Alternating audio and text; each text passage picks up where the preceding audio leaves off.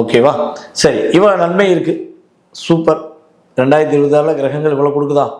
பா, ஒரு என்ன சொல்கிறேன்னா, ஒரு நம்ம ஃபில்டர் காப்பி குடித்த மாதிரி சந்தோஷம் இருக்குது பாஸ் அப்படின்னு நீங்கள் நினச்சிங்கன்னா, கவனங்கிற விஷயத்துலையும் நம்ம சொல்லிடுவோம். ஏன்னா கவனம் ரொம்ப ரொம்ப முக்கியமான பாயிண்ட். இதை மட்டும் நீங்கள் நல்லா காது கொடுத்து கேட்டுக்கணும்.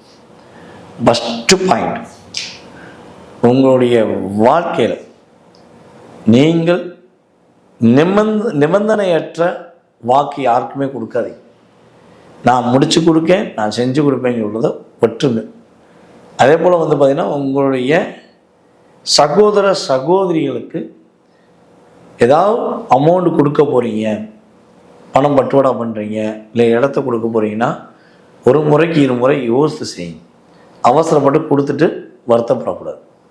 ஓகேவா? இதில் கவனம் தேவை. பணம் கொடுக்கல் வாங்குகிற விஷயத்தில் கவனம் தேவை.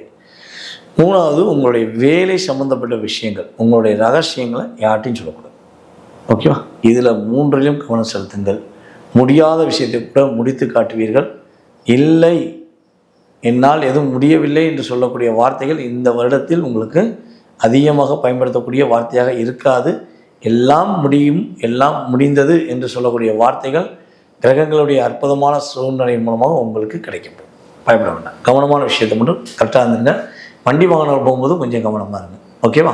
சரி, இப்போ இந்த 2026 நம்முடைய சிம்மராசி அன்பர்கள் என்ன வழிபாடு மேற்கொண்டால் வாழ்க்கையில் மாற்றம், என்ன வழிபாடு செஞ்சால் மிகப்பெரிய ஏற்றம் அப்படின்னு சொல்லி பார்க்கும்போது, திருச்செந்தூர் முருகனை வழிபாடு செய்வது மூலமாக உங்கள் லைஃப் அவ்வளோ பிரகாசமாக இருக்கும்.